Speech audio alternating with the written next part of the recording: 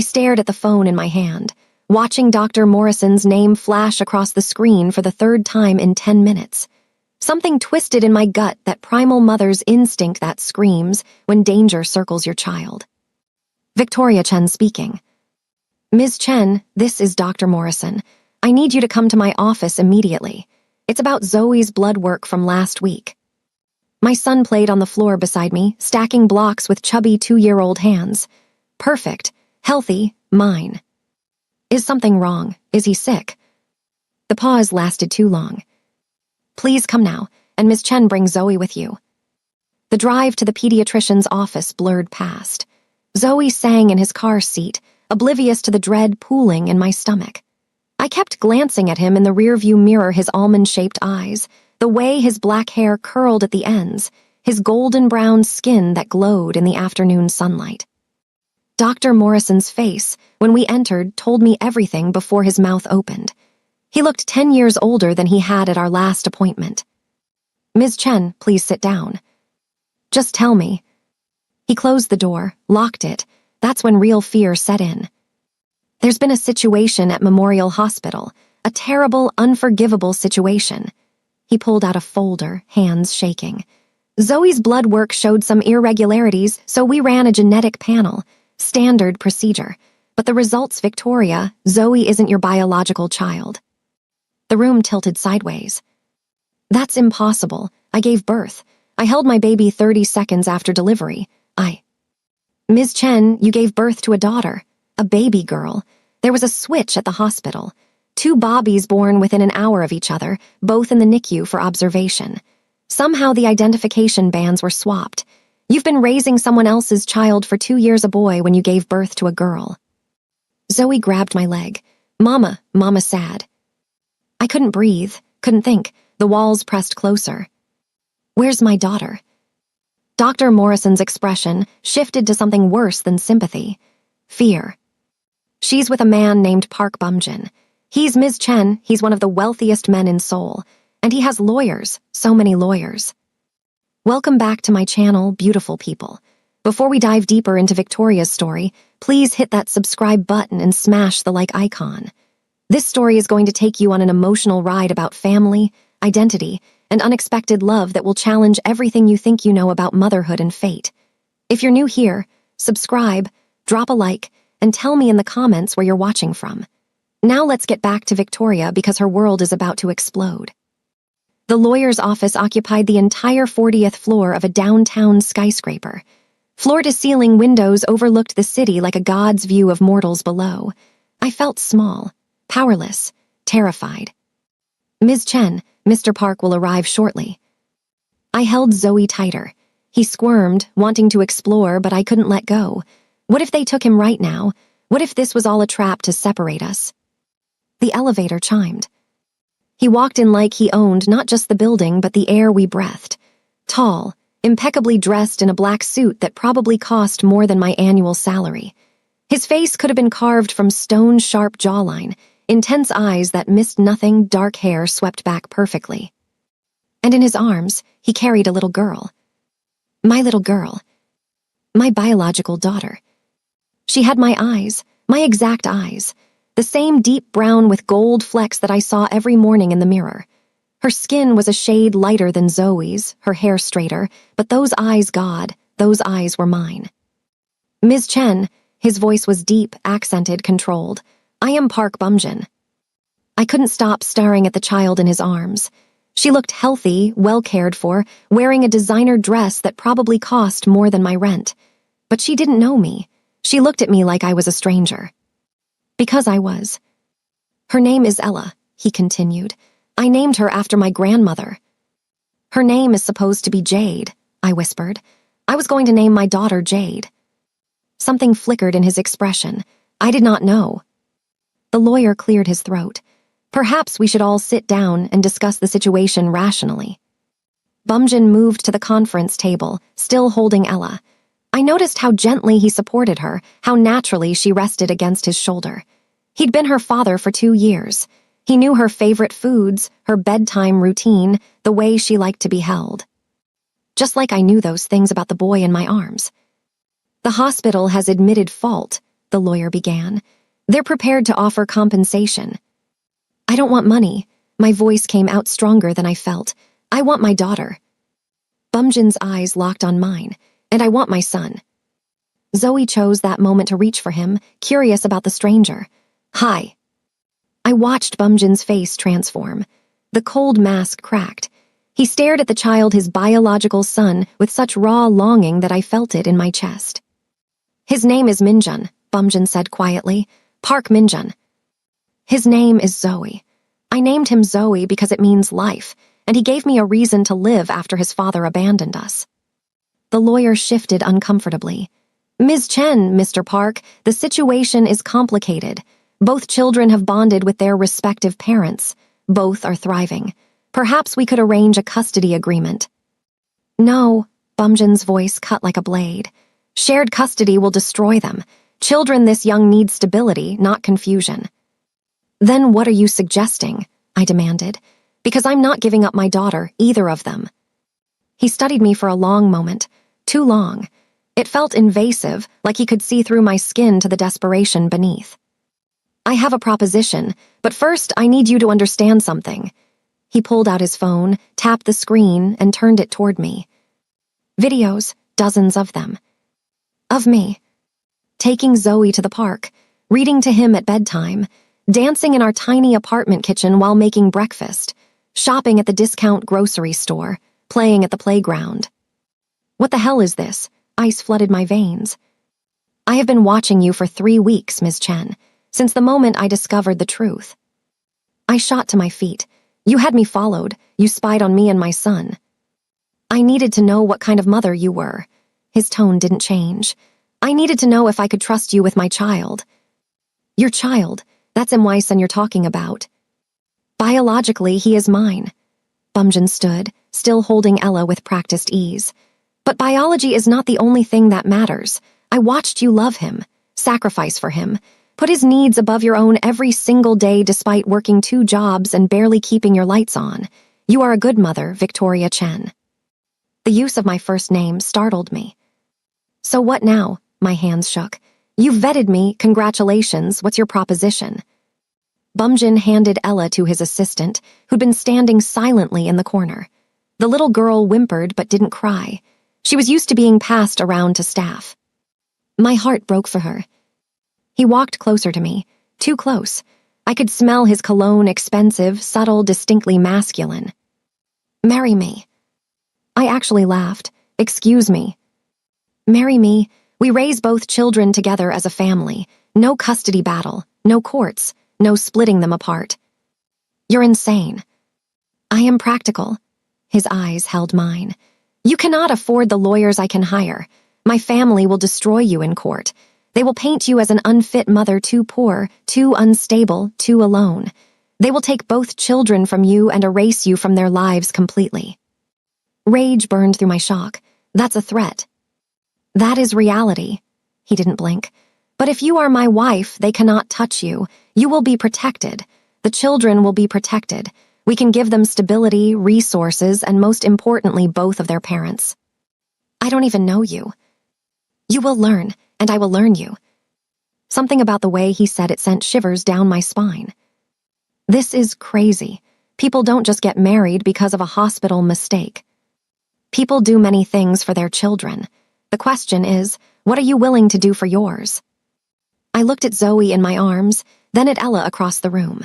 Both children carried my DNA. Both had been loved and cared for by strangers who became parents through no choice of their own.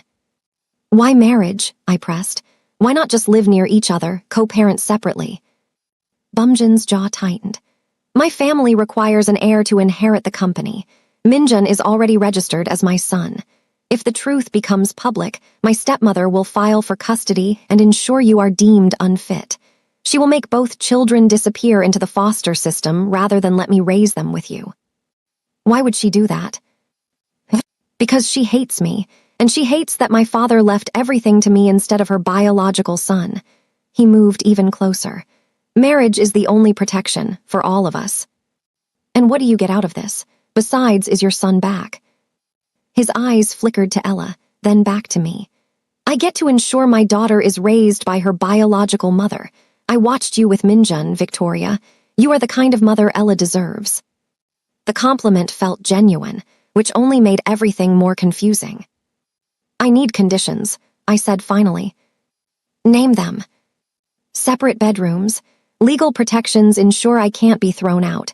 I will keep my job, and if I find any proof this switch wasn't accidental, the deal is off. Bumjin's expression didn't change, but something dark passed through his eyes. Agreed. Too easily. What are you hiding? I am hiding nothing. I am simply a man trying to protect his children, both of them. He extended his hand. Do we have an agreement? I looked at that hand. Strong, elegant, belonging to a stranger who held all the power in this negotiation. A stranger who'd been watching me for weeks without my knowledge. A stranger who wanted to marry me for a business transaction disguised as parental devotion. But when I looked at Zoe's face and Ella's face, I knew I didn't have a choice. I shook his hand. We have an agreement. His fingers tightened around mine. Welcome to the family, Mrs. Park. The moving truck looked ridiculous parked outside Bumjin's estate. Estate, not a house. An estate with gates, security, and grounds that stretched farther than I could see from the entrance. Mama, big house. Zoe pressed his face against the car window. Big didn't cover it. The main house was 3 stories of modern architecture, all glass and steel and clean lines that screamed wealth. The driveway alone was larger than the playground near our old apartment. Bumjin's driver opened my door. I'd insisted on bringing my own car, but Bumjin had sent a car service anyway. Control. Everything about this man was control. Ms. Chen, Mr. Park is waiting inside. I lifted Zoe out and headed toward the front entrance. The doors opened before I could knock. A woman in her 50s stood there, her face professionally neutral but her eyes cold as she assessed me. You must be the new Mrs. Park. I am Mrs. H. Wang, the head housekeeper. Not welcome or pleased to meet you, just a statement of fact. Where's Bumjin? Mr. Park is in the West Wing with young Miss Ella. He thought it best if she was settled before introducing changes to her routine. Changes, that's what I was, a change. Mrs. H. Wang led me through hallways that belonged in architectural magazines. Everything was pristine, expensive, untouchable. Zoe squirmed to be put down, but I didn't dare. What if he broke something worth more than my life? Your room is here. She opened a door to a bedroom that was bigger than my entire apartment. Mr. Park's room is at the end of the hall. He requested that I inform you that he respects your privacy and will not enter without permission. How thoughtful, I muttered. Indeed. Mrs. H. Wang's tone suggested she didn't think it was thoughtful at all. Dinner is at 7. Mr. Park expects punctuality. She left before I could respond. I set Zoe down and watched him explore, touching everything with sticky toddler fingers. The bed was enormous, king-sized with sheets that felt like silk. The attached bathroom had a tub big enough to swim in. There was even a sitting area with a couch and television. This was my prison cell, luxurious, sure, but still a cage. A soft knock interrupted my spiral. Bumjin stood in the doorway, Ella in his arms. Up close, the resemblance to me was even stronger. She had my nose, my chin, the same curve to her lips. I thought you might want to spend time with her before dinner. He stepped inside, and Ella immediately hid her face in his neck. Shy. My daughter was shy. It is all right, sweetheart. This is Victoria. She is a friend. Not your mother. Not yet, maybe never. Hi, Ella. I kept my voice soft. You're very pretty. She peeked at me, then quickly looked away. Zoe, meanwhile, had toddled over to Bumjin and grabbed his leg. Up. I saw Bumjin's entire body go rigid. He stared down at his biological son, the child he'd only seen in surveillance videos, and something broke in his carefully controlled expression. Minjun, he whispered. His name is Zoe, I corrected sharply. His name is both. Bumjin carefully transferred Ella to his other arm and bent down to Zoe's level. Hello, little one. I am very happy to meet you. Zoe grinned, completely unafraid. You're tall. A ghost of a smile touched Bumjin's lips. Yes, very tall. You will be tall too someday. Watching them together hurt in ways I hadn't anticipated. This was his son, his biological child, and I'd kept them apart without knowing. "Would you like to hold Ella?" Bumjin asked me. I nodded, not trusting my voice. He transferred her carefully, but the moment Ella landed in my arms, she screamed. Not just cried, screamed like I was hurting her. "No, Appa, Appa." She thrashed, reaching desperately for Bumjin. I tried to hold her gently to comfort her, but she wanted nothing to do with me. "Ella, it is all right."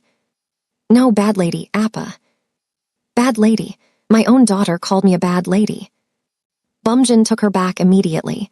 She buried her face in his neck, sobbing. He rubbed her back, murmuring something in Korean that I didn't understand. "I am sorry," he said quietly. "She does not know you yet." "She's afraid of me." My eyes burned. "My own daughter is afraid of me." "She will learn. Children adapt. You adapted with Minjun, did you not?" "That was different. He was a newborn. He didn't know anyone else." "Then we will take it slowly." Bumjin's voice held an unexpected gentleness. "You have time." But did I? How long before Ella rejected me completely? How long before Zoe forgot I was the one who raised him and bonded with Bumjin instead? That night, I understood the true cost of this arrangement. I'd traded my freedom for a chance at motherhood that might never come. Dinner was torture. The dining room table could seat 20 people. Only 4 chairs were occupied, mine, Bumjin's, and 2 high chairs for the children positioned between us. A woman I hadn't met before served courses that looked too beautiful to eat. Bumjin cut Ella's food into tiny pieces while she babbled at him in a mixture of English and Korean. Zoe, usually a good eater, kept reaching for me. "Mama, want mama." "I am here, baby." "No, come here." The high chair trapped him. He didn't understand why I sat so far away instead of next to him like always.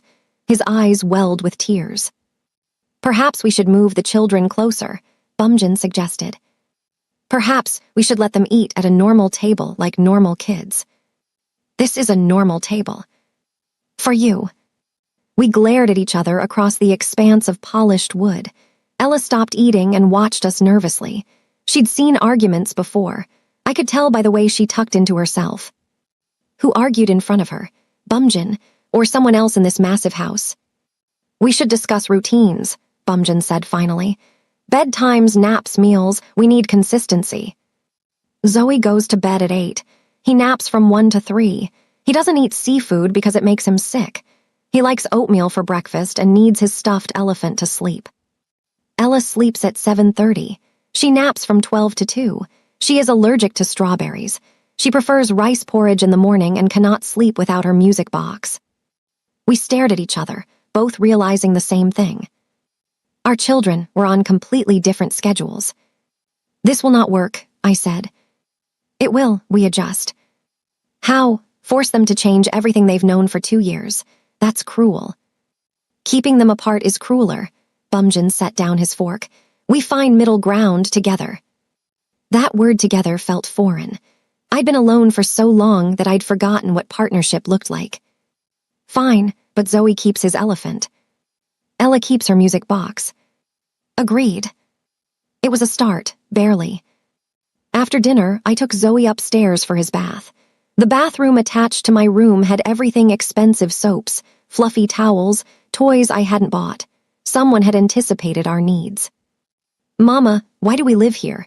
Zoe asked as I washed his hair. "Because we're staying with a friend for a while." "The tall man." "Yes, the tall man. I like him, he smells good." I couldn't help but smile. "Yeah, what else do you like?" "Big house, lots of rooms." He splashed water. "But I like our home better." My throat tightened. "Me too, baby, me too." A knock at the door interrupted us. "Victoria, is now a good time?" Bumjin's voice. "We're in the bath." "I know, I brought Ella. She needs a bath as well." And I thought perhaps they could bathe together, help them bond. I wrapped Zoe in a towel and opened the door. Bumjin stood there with a pajama-clad Ella who looked half asleep. "She usually bathes in the morning," he admitted, "but I thought this might help." It was surprisingly thoughtful. "Okay, yeah, come in." He entered our bathroom, technically, and began undressing Ella while I dried Zoe. The intimacy of the moment struck me. This was what married couples did, bathed their kids together, made small talk about bedtime routines. Except we weren't a real couple. This was all pretend. "Baby," Zoe suddenly grinned at Ella. "Hi, baby." Ella looked at him shyly. "Hi. Want to play?" She nodded. Just like that, the 2-year-olds decided they were friends. Bumjin and I exchanged glances, surprise, relief, and something else I couldn't name.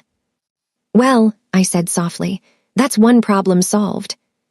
"Yes," he watched the children with an intensity that made me uncomfortable. One down, many more to go. We bathed them together, working around each other in the ridiculously huge bathroom. Bumjin was efficient. He'd done this before, clearly. He knew how to wash Ella's hair without getting soap in her eyes, how to make her giggle by making silly faces. He was a good father. That realization hurt, because it meant he'd given Ella everything I couldn't: stability, resources, time. "You are quiet," he observed. "Just thinking. About how she doesn't need me. She has you." Bumjin stopped mid-rinse. "She needs her mother." "She has a mother. The woman who raised her for 2 years. Me, I'm just biology." "Biology matters," his voice hardened. "Do not dismiss it." "I'm not. I struggled to find words. What if she never accepts me? What if I'm always the bad lady?" Ella chose that moment to splash water at Zoe, who laughed and splashed back. They played like they'd known each other forever instead of 45 minutes. "Children are resilient," Bumjin said quietly. "Give her time, give yourself time."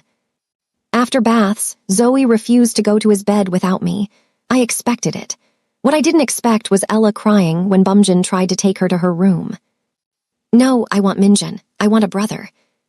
"Brother?" She called Zoe her brother. Bumjin looked at me helplessly. She has never done this before. "They've bonded." I bit my lip. "Maybe they should sleep in the same room tonight." "That is not," he stopped. "Actually, that might work. There is a guest room with twin beds. We could move them both there temporarily." 20 minutes later, both children were tucked into beds pushed close together, Zoe clutching his elephant and Ella's music box playing soft lullabies between them. Bumjin and I stood in the doorway, watching them drift off. "This is strange," I whispered. "Very strange. Are we insane for doing this?" "Probably," he glanced at me, "but we are doing it anyway." "Yeah, we are." His hand brushed mine in the darkness. Whether by accident or intention, I couldn't tell, but neither of us moved away. We stood there, two strangers bound by children and circumstance, watching over the two most important people in both our worlds. And for just a moment, it felt almost right. I woke up screaming at 3 in the morning. My heart nearly exploded as I bolted from bed and ran to the children's room. Bumjin arrived at the same time from the opposite direction, wearing only sleep pants and looking ready to fight whatever threatened our kids. Zoe was sobbing hysterically, caught in a nightmare.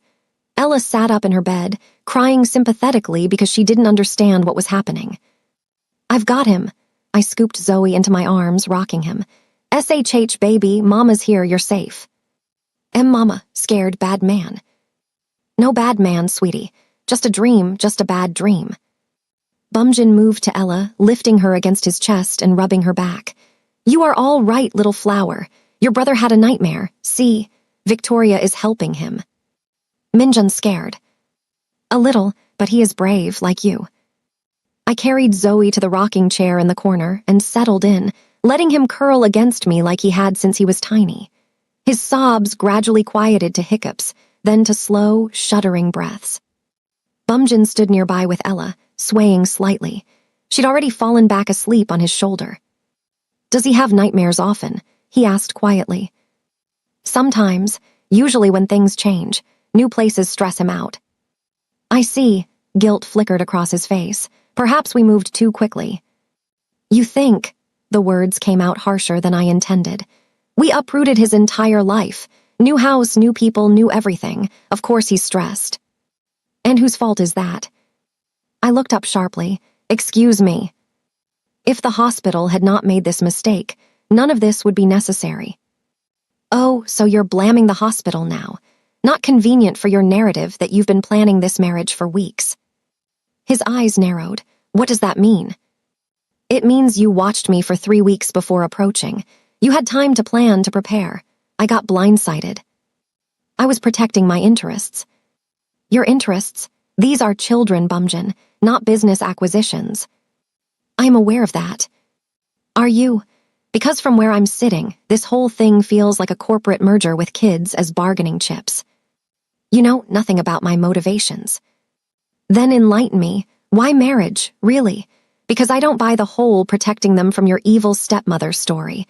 There's something else. Zoe stirred in my arms, whimpering. I immediately gentled my voice, but the damage was done. The tension between Bumjin and me was thick enough to cut. We will discuss this later, he said coldly, when the children are not present. Fine. Fine. He carried Ella back to her bed. I did the same with Zoe, tucking him in extra tight. Before leaving, I bent and kissed his forehead. I love you, baby, so much. Love you too, Mama. At the door, Bumjin and I nearly collided. We both froze, inches apart in the darkened hallway. I am not the enemy, he said quietly.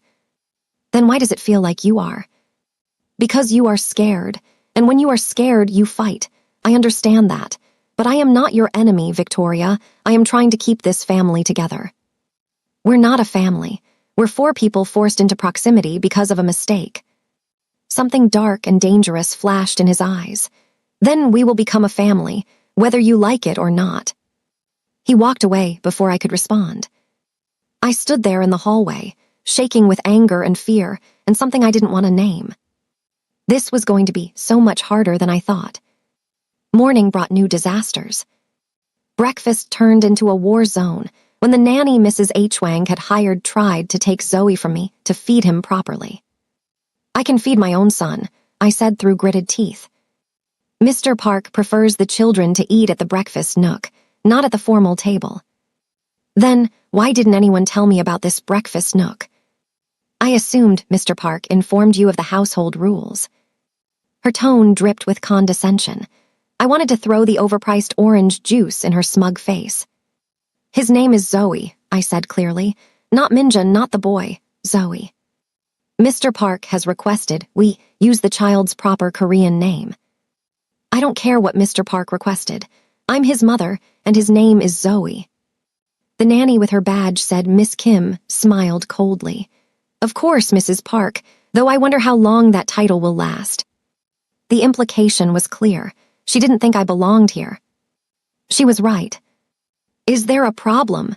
Bumjin appeared in the doorway, already dressed in another expensive suit. He looked like he'd stepped out of a business magazine, polished, powerful, intimidating. Miss Kim was just explaining the house rules, I said sweetly. How kind of her. His eyes moved between us, assessing. Miss Kim, you are dismissed. Sir, I was only. You are dismissed, permanently. Mrs. H. Wang will process your final payment. Miss Kim's face went white. Mr. Park, please, I. Leave, now. She fled. I stared at Bumjin in shock. You just fired her. Yes. Because of me. Because she disrespected my wife. He moved closer, his presence overwhelming in the small breakfast room. Let me be very clear, Victoria. You are Mrs. Park now. That means something in this house. Anyone who forgets that will be removed. Understood. I couldn't find words. He defended me, publicly, decisively. Thank you, I managed. Do not thank me for basic respect. You deserve far more than that. Then he left for work, leaving me standing there with my heart doing strange things in my chest. The days blurred together into a strange new routine. Bumjin left early for his company. I spent mornings with both children, trying desperately to bond with Ella while not neglecting Zoe. Afternoons meant naps, then playtime, then the agonizing wait for Bumjin to return. He always came home by 6, always spent an hour with the kids before dinner, always asked about my day. It was domestic, weird, sometimes it's almost nice. But underneath, tension simmered. Ella still wouldn't let me hold her without crying. Zoe was calling Bumjin Appa now, which made my heart crack every time, and I couldn't shake the feeling that I was being watched. One afternoon, while the kids napped, I decided to explore. The house had too many rooms, too many locked doors. What was Bumjin hiding? I found his study on the second floor, a massive room lined with books and dominated by a huge desk. The door was unlocked, careless for someone so controlling. Or a test. I rifled through papers, not sure what I was looking for. Financial documents, business contracts, nothing personal. Then I found the file. Surveillance photos, dozens of them, but these weren't from the 3 weeks he'd admitted to watching me. These were from 2 years ago. Me, pregnant, leaving the hospital with a newborn Zoe. Me, struggling with a stroller outside my apartment. Me, crying on a park bench while Zoe slept beside me.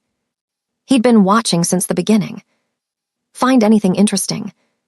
I spun around. Bumjin stood in the doorway, expression unreadable. You've been watching me since the children were born. My voice shook. Why? Close the file, Victoria. Answer me. Why do you have pictures of me from 2 years ago? Because I suspected. He stepped into the room, closing the door behind him. 6 months after the birth, I noticed that Ella did not look like me, or like Seo Yeon, who I believed was her mother at the time. I began investigating. Seo Yeon, the name of the charity gala, his ex-fiancé. My family arranged our engagement. Seo Yeon was supposed to give birth to my heir, but she miscarried. His jaw tightened. Or so I was told. The dates never matched, the story never made sense, so I hired investigators.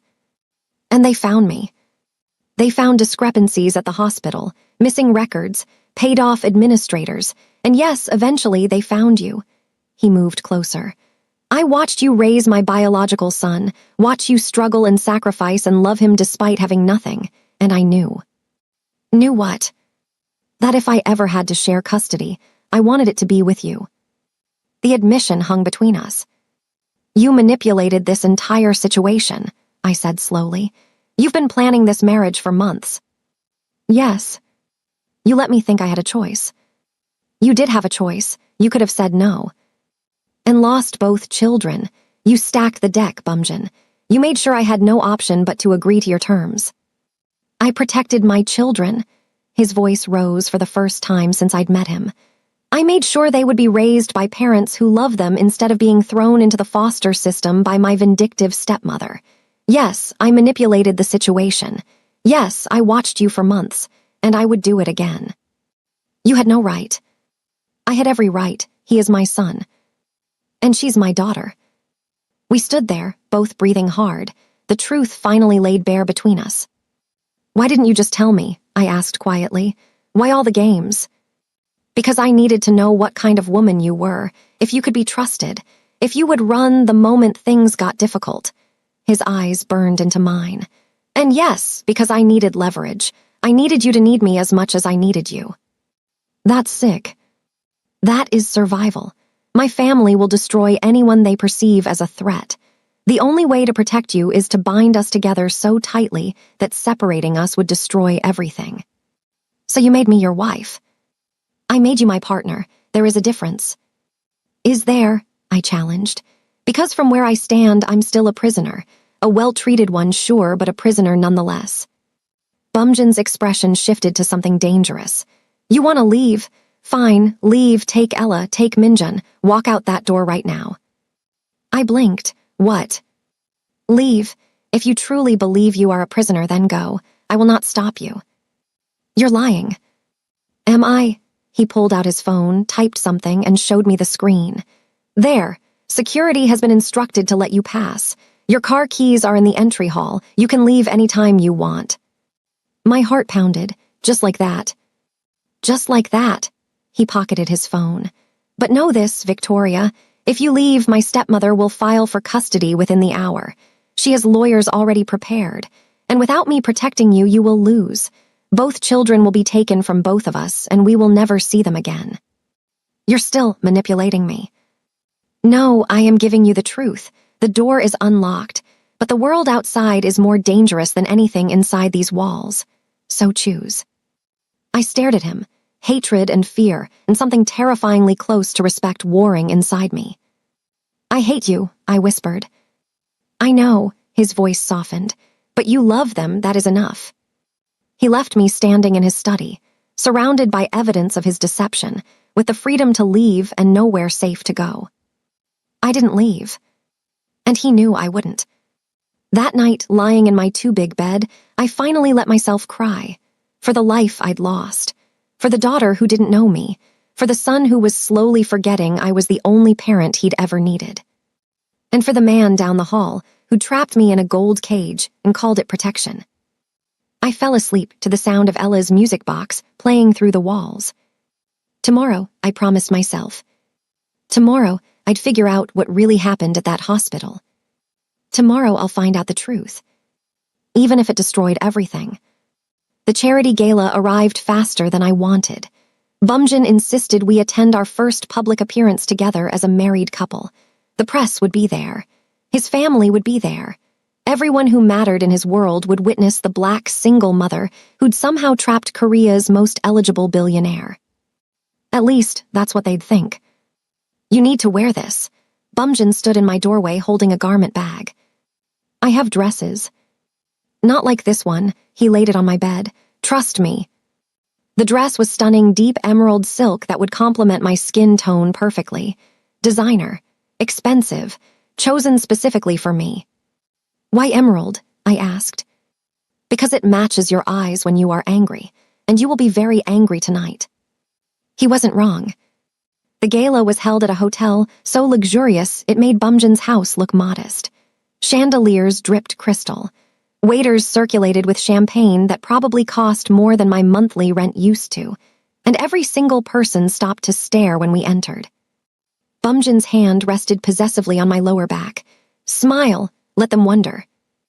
"They're not wondering, they're judging." "Let them, their opinions mean nothing." But they did mean something. I could feel the weight of their stares, their whispered speculation.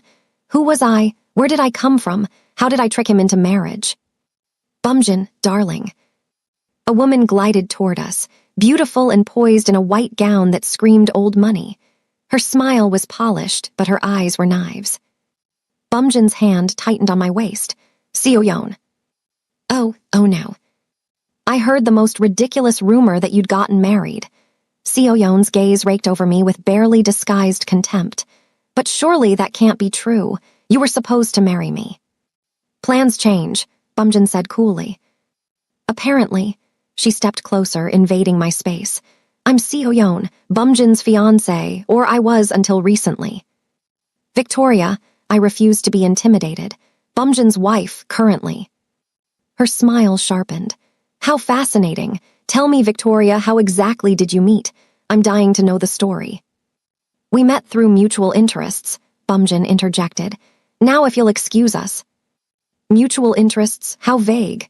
Seoyeon laughed, the sound like breaking glass. "Let me guess. You got pregnant and he did the honorable thing. How very traditional." "Seoyeon," Bumjin's voice dropped to something dangerous. "Walk away." "Why?" "Afraid I'll expose the truth. That you're playing house with some nobody while your real family suffers." "My real family is at home with our children. You are nothing to me." The words hit their mark. Seoyeon's composure cracked just slightly. "Those children," she hissed, "are not yours. Everyone knows it.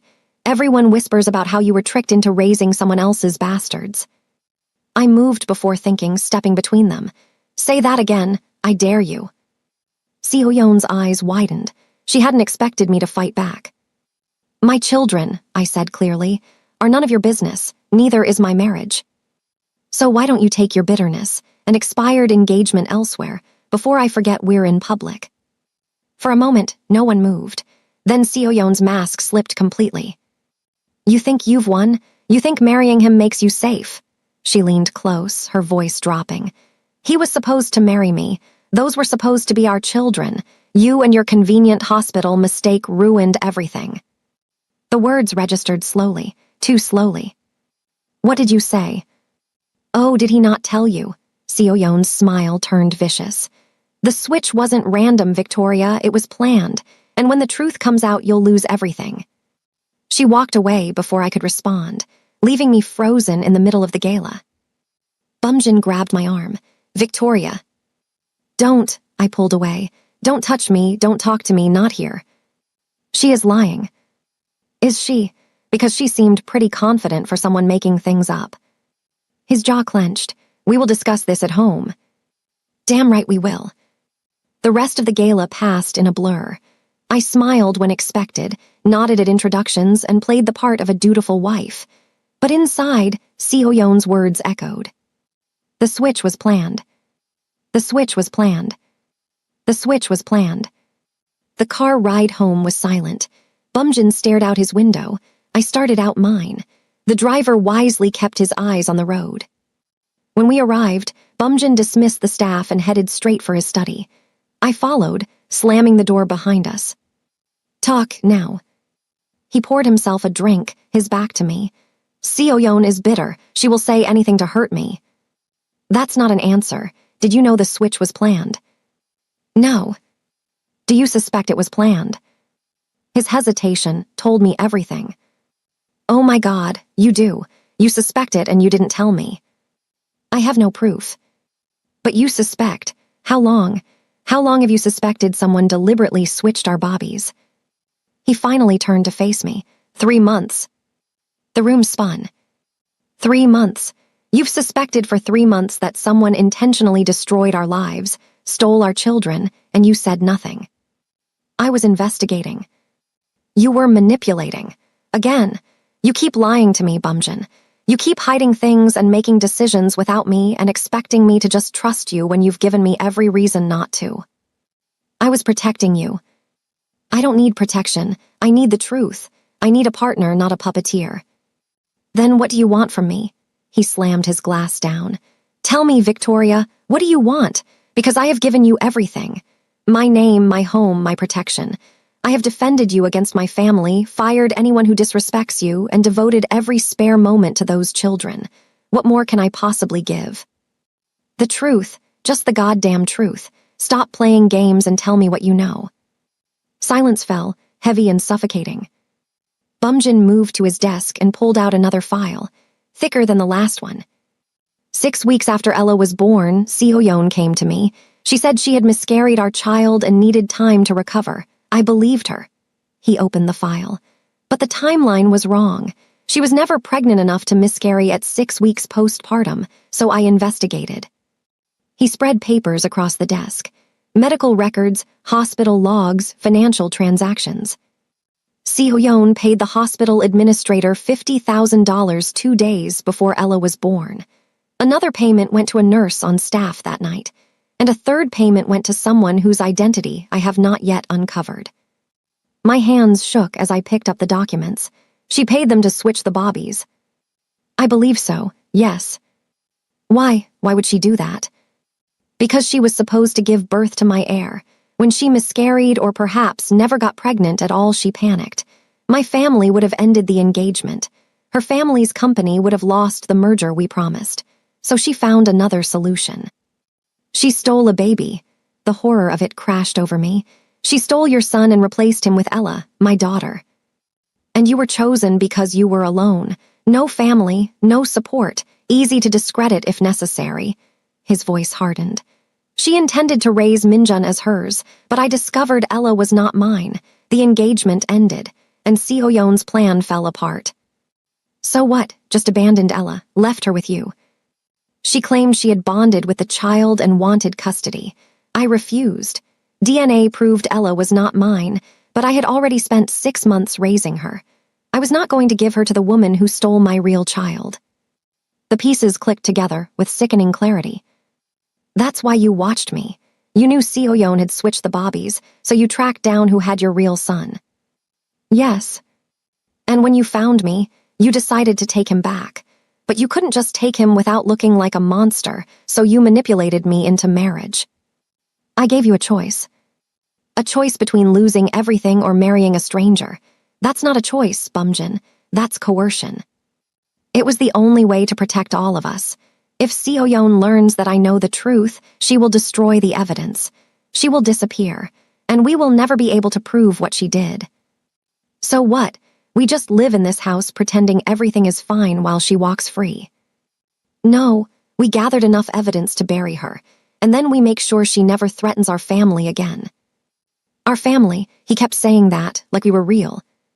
I can't do this. I backed toward the door. I can't keep living in a house full of lies and secrets and wondering what you're hiding from me next. Victoria, wait. No, I'm done waiting. I'm done trusting you. I'm done with all of it. I ran, not out of the house, where would I go, but to my room, where I locked the door and tried to breathe through the panic. Seoyeon stole my daughter, replaced her with Bumjin's son, paid people to destroy 2 families for her own gain. And Bumjin knew. He knew and said nothing. A soft knock interrupted my spiral. Victoria, it's me. Not Bumjin, Mrs. H. Wang. I opened the door. She stood there with tea and an expression that was almost kind. Mr. Park asked me to check on you. I'm fine. You are not fine, and that is all right. She set the tea on my nightstand. May I speak plainly? I nodded, too exhausted to argue. Mr. Park is not good at emotions. He was raised to control everything, trust no one, and solve problems with money and power. But those children have changed him. She met my eyes. And so have you. He's been lying to me since we met. He has been protecting you. There is a difference. Is there? Yes. Mrs. H. Wang moved toward the door, then paused. He fired 12 staff members who spoke poorly of you. He canceled 3 business trips to stay home with the children. And last week, I found him watching videos of you and Minjun on his phone at 2 in the morning. My heart stuttered. What? He watches you with the boy, studies how you parent, try to learn. A small smile crossed her face. That is not a man who sees you as a transaction, Mrs. Park. That is a man who cares very deeply and has no idea how to show it. She left before I could respond. I sat there in the dark, tea growing cold, mind racing. Bumjin watched videos of me parenting. Bumjin defended me to everyone. Bumjin came home every night at 6, no matter what. He was trying. In his broken, controlling, emotionally stunted way, he was trying. But was I trying enough? I didn't sleep that night.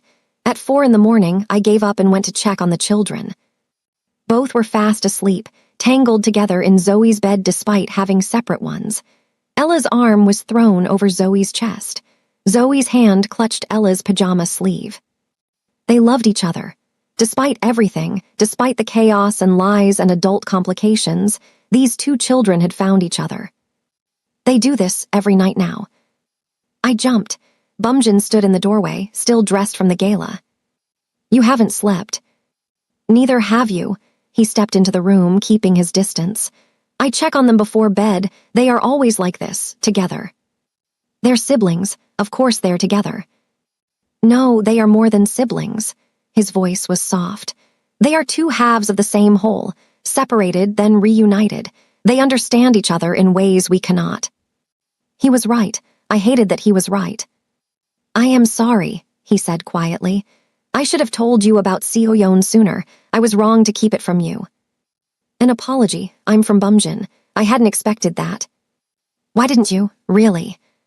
Because I was afraid you would leave, that you would take both children and run, and I would lose everyone all at once.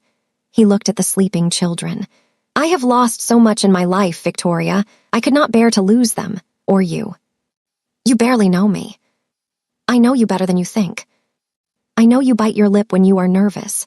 I know you sing to Minjun when you think no one is listening. I know you skip meals to make sure the children eat first. I know you cry in the shower so they will not see you upset. His eyes found mine. I know you are the strongest person I have ever met, and I do not deserve you, but I need you anyway. My throat closed. I'm scared, I admitted. Scared that Seoyeon will win. Scared that I'll lose Ella before she ever knows me. Scared that this whole thing will fall apart and I'll end up alone again. You will not be alone, I promise you that. How can you promise that when everything is built on lies? Then we start over. No more secrets, no more lies, we become partners, real partners, you and me against everyone else. And Seoyeon. We destroy her together. The darkness in his voice should have scared me. Instead, it felt like justice. But first, we need proof, evidence that will stand up in court and bury her forever. How? I have an idea, but you will not like it. He was right, I didn't like it. The plan was simply to attend another gala, this one hosted by Seo Yeon's family. Wear a wire, get her to confess. She'll never fall for it, I argued. She's too smart. She is arrogant, and she hates you. Use that. What if it goes wrong? Then we find another way. But Victoria, this is our best chance. She will be surrounded by her family, feeling safe and superior. If you can push the right buttons, she will talk. I wanted to say no. I wanted to refuse. But every time I closed my eyes, I saw Ella's face. My daughter who didn't know me. My daughter who was stolen because someone thought she was disposable. Fine, I'll do it. Bumjin's expression shifted to something I'd never seen before. Relief, gratitude, maybe even pride. Thank you. The gala was in 2 weeks. 14 days to prepare. 14 days to figure out how to make a woman confess to a crime she'd spent 2 years hiding. No pressure. The days leading up to Seo Yeon's gala were strange. Bumjin and I circled each other carefully, neither quite sure how to navigate this new honesty between us. But the children thrived. Ella started letting me brush her hair. Not hold her, not yet, but small touches, progress. Zoe called Bumjin Appa without hesitation now. It still hurt, but I was learning to share. One afternoon, I found Bumjin in the playroom, sprawled on the floor while both children climbed on him like he was in a jungle gym. Appa be a monster. I am too tired to be a monster. Please, Ella's eyes went wide. She'd learned that look from Zoe. Yeah, please, Zoe echoed. Bumjin sighed dramatically, then roared and grabbed both children, tickling them until they shrieked with laughter. I stood in the doorway watching. This man, this cold, controlling, manipulative man was gentle with them, patient, kind. He looked up and caught me staring. "Wanna play?" Ella asked suddenly, asking me, actually asking. My heart stopped. Yeah, you want me to play? She nodded shyly. I joined them on the floor. Bumjin made space without comment, and for the next hour we played, all 4 of us, like a real family. When the children finally tired themselves out and went down for naps, Bumjin and I ended up in the kitchen. He made tea. I pretended not to notice how domestic it all felt. She is warming to you, he observed. Slowly. Slowly is better than never. I sipped my tea, gathering courage. Can I ask you something? Anything. What happens after? After we expose Seo Yeon and the truth comes out, what happens to us? His expression shuddered. What do you want to happen? I don't know. This whole marriage was supposed to be temporary, a protection, but now. I couldn't say it. Couldn't admit that somewhere between the fights and the fear and the forced proximity, I'd started to care about him. Now I don't know what we are. I finished lamely. Bumjin set down his cup. We are what we choose to be, nothing more, nothing less. That's not an answer. It is the only answer I have. He stood. I cannot promise you love, Victoria. I do not know if I am capable of it, but I can promise loyalty, partnership, and I will never stop fighting for our children. Our children, not his or mine, ours. Okay, I said softly. That's enough for now. He nodded and left. I sat there alone, wondering when, for now, had started to feel like forever. The night of Seo Yeon's gala arrived with terrifying speed. I wore another dress Bumjin had chosen, red this time, bold and eye-catching. The wire was hidden beneath the fabric, small and undetectable. Remember, Bumjin said in the car, push her buttons, make her angry. Angry people make mistakes. What if she doesn't take the bait? She will. She hates that I chose you over her. Use that.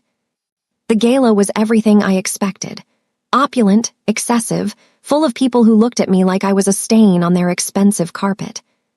Seo Yeon held court in the center of the room, surrounded by admirers. When she saw us enter, her smile turned predatory. Showtime, I muttered. You can do this. I wasn't sure if Bumjin was reassuring me or himself. I approached Seo Yeon alone. Bumjin stayed near the bar, watching. Victoria, How unexpected. I didn't think you'd have the courage to show your face here. Why wouldn't I? I have nothing to hide. Don't you? She leaned close. Tell me, how does it feel knowing you're raising my son? The wire caught every word. He's not your son. He never was. Biological details, so tedious. She sipped her champagne. But I suppose you'd know all about that, wouldn't you? Raising a child that isn't yours. At least I didn't steal one. Her eyes flashed. Careful, darling. Accusations like that could be considered slander. Only if they're not true. Are they true, Seoyeon? Did you pay the hospital to switch those bobbies? You must be delusional. Why would I do such a thing? Because you weren't pregnant. You lied to Bumjin, and when you couldn't produce an heir, you stole his son and replaced him with my daughter. People nearby had started to listen. Seoyeon's smile tightened. You have quite the imagination. Do I? Because I have bank records, payment records, names of hospital staff who suddenly came into money right around the time my daughter was born. A lie, but she didn't know that. Those records prove nothing. They prove enough, and when it all comes out, everyone will know what you did. You'll be ruined. Me, ruined? Seoyeon laughed, but it sounded forced. You're a nobody, Victoria, an insignificant single mother who got lucky. You have no power here. I have the truth. That's more power than you'll ever have. Her mask cracked completely. She grabbed my arm, nails digging in. You want the truth? Fine. Yes, I paid them. Yes, I switched those brats. Your daughter was supposed to disappear into some foster home, and my son Bumjin's son was supposed to secure my place in this family. Her voice dropped to a venomous hiss. But you had to be a good mother. You had to love that child and raise him well and ruin everything. So yes, I hate you. I hate those children. And I will do whatever it takes to destroy you all. Got her. I pulled away, heart racing. Thanks for the confession. Her eyes widened. What? I touched my necklace. Across the room, Bumjin pulled out his phone. The wire you're wearing is very pretty, by the way, I said sweetly. Almost invisible, just like mine. Seoyeon went white. Did you record me? Every word. And so did the 3 witnesses Bumjin planted around the room, and the lawyer recording from the balcony, and the police detective waiting outside. She lunged at me. Security caught her before she could make contact. You bitch, you set me up. No, I gave you rope. You hanged yourself. Bumjin appeared at my side, his presence solid and reassuring. Seoyeon, you are under arrest for conspiracy, child endangerment, fraud, and about a dozen other charges my lawyers will be filing tomorrow. The detective entered, flashing his badge. Ma'am, you need to come with us. Seoyeon fought and screamed as they dragged her away. The gala guests watched in horrified fascination. I started shaking. The adrenaline crashed all at once. Easy, Bumjin caught me. You did it. It is over. Is it really over? Yes, she confessed to everything. We have witnesses, recordings, and evidence. She will go to prison for this. I looked up at him. We did it together. Something shifted in his expression. Yes, together. Then he kissed me. In front of everyone. In front of the cameras and the guests and the whole world. He kissed me like I was the only thing that mattered. When he pulled back, I was breathless. What was that? A statement. You are mine. I am yours. Let everyone see. Bumjin. I know I do not deserve you. I know I have lied and manipulated and controlled. But I am trying to be better. For you, for the children, for us. His hand cupped my face. Let me try, please. How could I say no to that? Okay, try. He smiled, actually smiled. It transformed his entire face. Let us go home, to our children, to our family. This time, when he said family, it felt real. 3 weeks later, I woke to chaos. Both children had climbed into my bed at some point during the night. Zoe sprawled across my legs. Ella curled against my side, her hand fisted in my shirt. The door opened. Bumjin entered with a breakfast tray. Good morning. You made breakfast. I attempted breakfast. The kitchen may need repairs. I laughed. Actually, I laughed. He set the tray on the nightstand and sat on the edge of the bed. Both children immediately reached for him. Appa, hungry. I know, little monsters. That is why I brought food. We ate together, all four of us crammed into one bed. Bumjin fed Ella while I helped Zoe. It was messy and chaotic and absolutely perfect. After breakfast, he sent the children to play and turned to me. There is something I need to tell you. My stomach dropped. What? The DNA results from the court case. They arrived yesterday. And Minjun is definitely my biological son. Ella is definitely your biological daughter. No surprises there. He paused. But there was something else. A genetic marker that runs in my family. A hereditary condition that requires monitoring. Is Zoe okay? He is fine, but he will need regular checkups, as will Ella since she also carries the marker. He took my hand. We will handle it together, as a family.